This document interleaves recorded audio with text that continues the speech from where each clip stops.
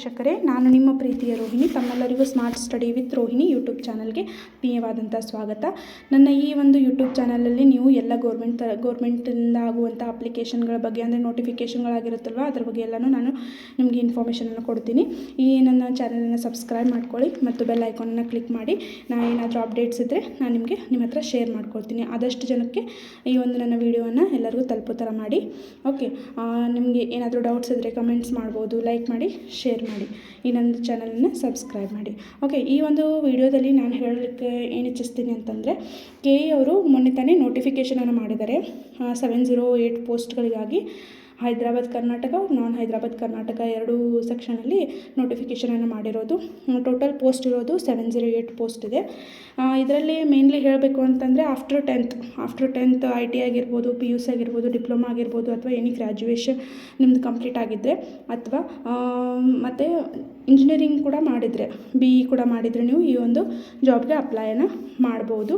ಅಂದರೆ ಯಾವಾಗ application start ಆಗುತ್ತೆ ಅಂತಂದರೆ, ಆಲ್ರೆಡಿ ಅಪ್ಲಿಕೇಶನ್ ಸ್ಟಾರ್ಟ್ ಆಗಿ 2-3-4 ಡೇಸ್ ಆಗಿದೆ. 9 ಅಕ್ಟೋಬರ್ಗೆ ಆಗಿರೋದು. ಮತ್ತು ಇದರ ಲಾಸ್ಟ್ ಡೇಟ್ ಬಂದುಬಿಟ್ಟು ನೆಕ್ಸ್ಟ್ ಮಂತ್, ಅಂದರೆ November 10ವರೆಗೂ ನೀವು ಅಪ್ಲೈ ಮಾಡ್ಬೋದು. ತುಂಬ ತಡ ಮಾಡಬೇಡಿ, ಆದಷ್ಟು ಬೇಗ ಅಪ್ಲೈ ಮಾಡ್ಕೊಳ್ಳಿ. ಯಾಕಂತಂದರೆ ಲಾಸ್ಟ್ ಟೈಮಲ್ಲಿ ಏನಾಗುತ್ತೆ, ಸರ್ವರ್ ಎಲ್ಲ ಬ್ಯುಸಿ ಆಗಿಬಿಟ್ಟು ಅಪ್ಲೈ ಮಾಡಲಿಕ್ಕೆ ಆಗಲ್ಲ. ಆ ಟೈಮಲ್ಲಿ ಏನು ತಿಳಿಯಿಲ್ಲ, ಅಂದರೆ ಯಾವ ಥರ ಮಾಡಬೇಕು ಏನು ಅನ್ನೋದನ್ನು. ಡೇಟ್ ಕೂಡ ಎಕ್ಸ್ಟೆಂಡ್ ಆಗ್ಬೋದು, ಆಗದೇ ಇರ್ಬೋದು. ಬಟ್ ನೀವೇನೋ ಅದ್ರ ಬಗ್ಗೆ ವೆರಿ ಮಾಡ್ಕೊಳ್ಳದೆ ಈಗಲೇ ಅಪ್ಲಿಕೇಶನನ್ನು ಸ್ಟಾರ್ಟ್ ಮಾಡ್ಕೊಂಬಿಡಿ. ನೆಕ್ಸ್ಟು 11ಗೆ, ಅಂದರೆ November 11ಗೆ ಏನಿರೋದು ಅಂತಂದರೆ, ಫೀಸ್ ನಿಮ್ಮದು ಲಾಸ್ಟ್ ಮಂತ್ ಇರುತ್ತೆ. ಅಂದರೆ ಲಾಸ್ಟು ಫೀಸನ್ನು ನೀವು ಕಟ್ಟಬೇಕಾದ ಡೇಟ್ ಇರುತ್ತೆ. ಅದಕ್ಕಾಗಿ ಆದಷ್ಟು ಬೇಗ ಅಪ್ಲೈ ಮಾಡ್ಕೊಳ್ಳಿ. ಇದಕ್ಕೆ ಏನೇನು ಕ್ರೈಟೀರಿಯಾ ಇರುತ್ತೆ ಅನ್ನೋದ್ರ ಬಗ್ಗೆ ನಾನು ನಿಮ್ಗೊಂದು ಸ್ವಲ್ಪ ಡೀಪಾಗಿ ಅಂತಂದು ಹೇಳ್ಕೊಡ್ತೀನಿ. ಅಂದರೆ ಕಾಮನ್ ಜನರಲಿ ನೀವು ಇದನ್ನು, ಈ ಒಂದು ಕ್ವಾಲಿಫಿಕೇಷನ್ ನಿಮ್ಮ ಹತ್ರ ಇತ್ತು ಅಂತಂದರೆ, ಈ ಒಂದು ಎಲ್ಲನೂ ನಿಮ್ಮ ಹತ್ರ ಇತ್ತು ಅಂತಂದರೆ, ಎಕ್ಸಾಮ್ ಆಗಿರ್ಬೋದು ಯಾವ ಥರ ಇರುತ್ತೆ, ಆಮೇಲೆ ಅದಕ್ಕೆ ಏಜ್ ಏನಿರುತ್ತೆ, ಎಲಿಜಿಬಿಲಿಟಿ ಯಾವ ಥರ ಇರುತ್ತೆ ಅನ್ನೋದ್ರ ಬಗ್ಗೆ, ಫೀಸ್ ಸ್ಟ್ರಕ್ಚರ್ ಯಾವ ಥರ ಇರುತ್ತೆ ಅನ್ನೋದ್ರ ಬಗ್ಗೆ ಎಲ್ಲನೂ ನಾನು ನಿಮಗೆ ಡಿಸ್ಕಷನ್ ಮಾಡ್ತೀನಿ, ಕೇಳಿ. ಇದಕ್ಕೆ ಏಜ್ ಲಿಮಿಟ್ ಬಂದುಬಿಟ್ಟು 21 ಏಜ್ ಟು 38 ತನಕ ಇರುತ್ತೆ. ಅದರಲ್ಲಿ ಏಜ್ ರಿಲ್ಯಾಕ್ಸೇಷನ್ ಬಂದುಬಿಟ್ಟು ಒಂದು 3 years ಏಜ್ ರಿಲ್ಯಾಕ್ಸೇಷನ್ ಮೊನ್ನೆ ತಾನೇ ಅನೌನ್ಸ್ಮೆಂಟ್ ಮಾಡಿದ್ದಾರೆ. ಅಂದರೆ ಮೋಸ್ಟ್ಲಿ ಒಂದು 43 ತನಕ ಬರ್ಬೋದು. 43 ತನಕ ನೀವೇನು ಮಾಡ್ಬೋದು, ಇದಕ್ಕೆ ಅಪ್ಲೈನ ಮಾಡ್ಬೋದು. ಅದೇ ರೀತಿ ಎಲಿಜಿಬಿಲಿಟಿ ಬಂದುಬಿಟ್ಟು PUC, IT ಆಗಿರ್ಬೋದು, ಡಿಪ್ಲೊಮಾ ಆಗಿರ್ಬೋದು. ಅಂದರೆ 5-6 ಸೆಕ್ಷನ್ಸಲ್ಲಿ ನಿಮಗೆ ಏನಾಗುತ್ತೆ, ನೋಟಿಫಿಕೇಷನ್ ಆಗಿದೆ. ಅಂದರೆ ಇಂತಿಷ್ಟು ಸೆಕ್ಷನ್ಸಲ್ಲಿ ನೋಟಿಫಿಕೇಷನನ್ನು ಡಿಸ್ಟ್ರಿಬ್ಯೂಟ್ ಮಾಡಿದ್ದಾರೆ. ಅದರೊಳಗೆ ನೀವು ಯಾವ್ಯಾವ ಸೆಕ್ಷನ್ಗೆ, ಅಂದರೆ ನಿಮ್ಮದು ಎಲಿಜಿಬಿಲಿಟಿ ಏನಿದೆ, ನಿಮ್ಮದು ಏಜ್ ಲಿಮಿಟ್ ಏನಿದೆ ಅನ್ನೋದ್ರ ಬಗ್ಗೆ ನೀವು ಚೆನ್ನಾಗಿ ನೋಡ್ಕೊಂಡ್ಬಿಟ್ಟು ಆಮೇಲೆ ನೀವು ಅಪ್ಲೈನ ಮಾಡ್ಬೋದು. ಓಕೆ, ಇದಕ್ಕೆ ಎಕ್ಸಾಮ್ ಪ್ಯಾಟ್ರನ್ ಯಾವ ಥರ ಇರುತ್ತೆ ಅಂತಂದರೆ, ಎನಿ ಡಿಗ್ರಿ ಆದವ್ರು ಕೂಡ ಅಪ್ಲೈ ಮಾಡ್ಬೋದು. ಮತ್ತು ಅದೇ ಥರ BE ಮಾಡಿದವರು ಕೂಡ ಇದಕ್ಕೆ ಅಪ್ಲೈ ಮಾಡ್ಬೋದು. ಅಂದರೆ ಇಂಜಿನಿಯರಿಂಗ್ಸ್ ಮೇಲೆ ಸಿವಿಲ್ ಏನಾದರೂ ಕಂಪ್ಲೀಟ್ ಮಾಡ್ಕೊಂಡಿದ್ರೆ ಅದಕ್ಕೂ ಕೂಡ ನೀವು ಅಪ್ಲೈನ ಮಾಡ್ಬೋದು. ಓಕೆ, ಎಕ್ಸಾಮ್ ಪ್ಯಾಟ್ರನ್ಸ್ ಯಾವ ಥರ ಇರುತ್ತೆ ಅಂತಂದರೆ, ರಿಟರ್ನ್ ಎಕ್ಸಾಮ್ ಇರುತ್ತೆ. ಡೈರೆಕ್ಟ್ಲಿ ಹೈರಿಂಗ್ ಮಾಡ್ತಾರೆ. ಡೈರೆಕ್ಟ್ಲಿ ಅಂದರೆ ಯಾವ ಥರ, OMR ಶೀಟ್ಸ್ ಇರುತ್ತಲ್ವ, ನೀವು ಆಲ್ರೆಡಿ 2023 ಒಂದು ನೋಟಿಫಿಕೇಷನ್ ಕರೆದಿದ್ರು ನೋಡಿ. ಆ ನೋಟಿಫಿಕೇಷನ್ ಥರನೇ 670 ಪೋಸ್ಟ್ಗೆ SDA, FDA, ಜೂನಿಯರ್ ಅಸಿಸ್ಟೆಂಟ್ ಈ ಥರ ಎಲ್ಲ ನೋಟಿಫಿಕೇಷನ್ ಮಾಡಿದ್ರು ಅಲ್ವ, ಅದೇ ಥರ ಇದು ಕೂಡ ಎಕ್ಸಾಮನ್ನು ಮಾಡ್ತಾರೆ. ಎಕ್ಸಾಮ್ ಪ್ಯಾಟ್ರನ್ ಬಂದುಬಿಟ್ಟು ಪೇಪರ್ 1 ಇರುತ್ತೆ ರಿಟರ್ನು, ಪೇಪರ್ 2 ಕೂಡ ರಿಟರ್ನ್ ಇರುತ್ತೆ. ಅದೇ ಥರ ನೀವೇನಾದರೂ ಅದರ್ ಡಿಗ್ರೀಸ್ ಮಾಡಿದರೆ ನಿಮಗೆ ಸ್ಪೆಸಿಫಿಕ್ ಪೇಪರ್ ಕೂಡ ಇರುತ್ತೆ. ಪೇಪರ್ 1ಅಲ್ಲಿ ಜನರಲ್ ನಾಲೆಜ್ ಪೇಪರ್ ಇರುತ್ತೆ. ಅದರೊಳಗೆ ಎಲ್ಲ ಜಿ ಕೆ ಕ್ವೆಶನ್ಸನ್ನು ಅಂದರೆ ಹಿಸ್ಟ್ರಿ ಆಗಿರ್ಬೋದು, ಪೊಲಿಟಿ ಆಗಿರ್ಬೋದು, ಎಕನಾಮಿ ಆಗಿರ್ಬೋದು, ಜಿಯೋಗ್ರಫಿ ಆಗಿರ್ಬೋದು, Karnataka history, Karnataka geography, next art and culture ಈ ಥರ ಎಲ್ಲನೂ ಅವರು ಅದರಲ್ಲಿ ಕೇಳ್ತಾರೆ. ನೆಕ್ಸ್ಟ್ ಮೆಂಟಲ್ ಅಬಿಲಿಟಿ ಕೂಡ ಇರುತ್ತೆ. ನೆಕ್ಸ್ಟು ಇಂಡಿಯನ್ ಎಕನಾಮಿ ಆಗಿರ್ಬೋದು, ಅದರಲ್ಲಿ ಕರ್ನಾಟಕದ್ದು ಕರೆಂಟ್ ಅಫೇರ್ಸ್ ಕೂಡ ಟಚ್ ಇರುತ್ತೆ. ಇದೆಲ್ಲನೂ ಅವರು ಪೇಪರ್ GK 1ಅಲ್ಲಿ ಕೇಳ್ತಾರೆ. ಜನರಲ್ ನಾಲೆಜ್ ಅಂತ ಪೇಪರ್ ಇರುತ್ತೆ, ಅದು ಕೂಡ 100 ಮಾರ್ಕ್ಸ್ ಇರುತ್ತೆ. 2 ಅವರ್ಸ್ ಟೈಮಿಂಗ್ ಇರುತ್ತೆ. OMR ಅಲ್ಲಿ ಟಿಕ್ ಮಾಡಬೇಕು. ಅಂದರೆ 4 ಆಪ್ಷನ್ಸ್ ಕೊಡ್ತಾರೆ. ರೆಗ್ಯುಲರ್ಲಿ 4 ಆಪ್ಷನ್ಸನ್ನು ಕೊಡ್ತಾಯಿದ್ರು. ಈ ಟೈಮಲ್ಲಿ ಹೇಳ್ತಾ ಇದ್ದಾರೆ 4 ಇಲ್ಲ, ಮತ್ತೊಂದು ಆ್ಯಡ್ ಆಗಿದೆ.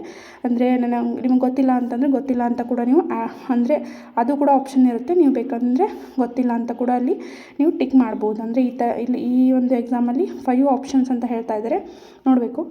ನೆಕ್ಸ್ಟು ಪೇಪರ್ 2 ಬಂದುಬಿಟ್ಟು ಕಮ್ಯುನಿಕೇಷನ್ ಪೇಪರ್ ಇರುತ್ತೆ. ಅಂದರೆ ಸಂವಹನ ಪತ್ರಿಕೆ ಅಂತ ಕರೀತಾರೆ. ಸಂವಹನದಲ್ಲಿ general Kannada, general English, next computer based ಇರುತ್ತೆ. ಅಂದರೆ ನೀವು ಗ್ರಾಮರ್ ಪಾರ್ಟ್ ಎಲ್ಲ ಇರುತ್ತಲ್ವ ಕನ್ನಡದ್ದು, ಅದೇ ಥರ ಇಂಗ್ಲೀಷ್ ಕೂಡ ಗ್ರಾಮರ್ ಪಾರ್ಟು.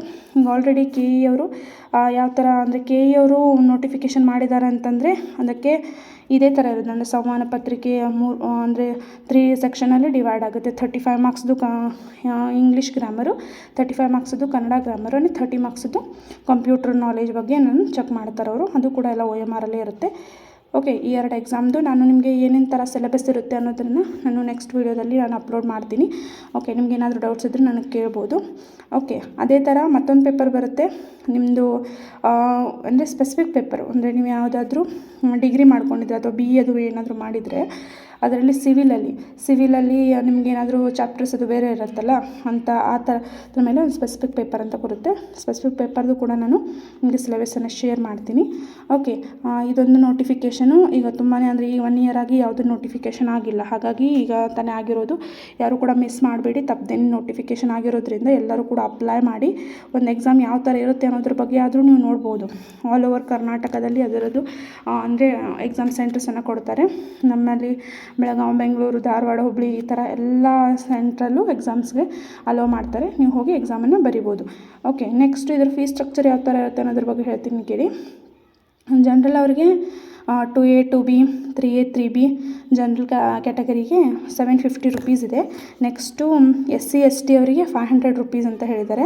ಫಿಸಿಕಲ್ ಹ್ಯಾಂಡಿಕ್ಯಾಪ್ಟು ಅವರಿಗೆ 250 ಅಂತ ಹೇಳಿದ್ದಾರೆ. ನೋಡಬೇಕು, ಮತ್ತೊಮ್ಮೆ ಚೆಕ್ ಮಾಡಬೇಕು ಅದ್ರ ಬಗ್ಗೆ. ಬಟ್ ಚೆನ್ನಾಗಿದೆ ನೋಡಿ. 70 ಪೋಸ್ಟ್ ಇದೆ. ನಿಮ್ಮ ಕ್ಯಾಟಗರಿಗೆ ಯಾವುದು ಅಂದರೆ ಎಷ್ಟು ಪೋಸ್ಟ್ ಇದೆ ಏನು ಅಂತ ಒಮ್ಮೆ ಡಿಸ್ಕಷನ್ ಮಾಡಿಕೊಂಡು, ಅಂದರೆ ಒಮ್ಮೆ ಚೆಕ್ ಮಾಡಿಕೊಂಡು ಆಮೇಲೆ ನೀವು ಅಪ್ಲೈ ಮಾಡ್ಬೋದು. ಓಕೆ, ಆದಷ್ಟು ಬೇಗ ಅಪ್ಲೈ ಮಾಡಿ.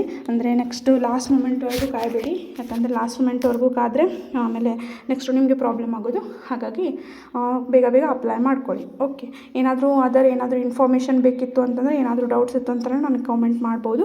ಅದೇ ಥರ ಇದೇ ಥರ ನಾನು government all central government, next state government ಆಗಿರ್ಬೋದು, ಅದ್ರ ಬಗ್ಗೆ ಎಲ್ಲನೂ ಇನ್ಫಾರ್ಮೇಷನನ್ನು ನಿಮಗೆ ಶೇರ್ ಮಾಡ್ತಾ ಇರ್ತೀನಿ. ನನ್ನ ಚಾನಲನ್ನು ಸಬ್ಸ್ಕ್ರೈಬ್ ಮಾಡ್ಕೊಳ್ಳಿ ಮತ್ತು ಬೆಲ್ ಐಕಾನನ್ನು ಕ್ಲಿಕ್ ಮಾಡಿ. ಏನಾದರೂ ಅಪ್ಡೇಟ್ಸ್ ಇದ್ದರೆ ನಾನು ನಿಮಗೆ ಶೇರ್ ಮಾಡಿರ್ತೀನಿ. ಏನಾದರೂ ಡೌಟ್ಸ್ ಇದ್ದರೆ ನನಗೆ ಕಮೆಂಟ್ ಮಾಡ್ಬೋದು.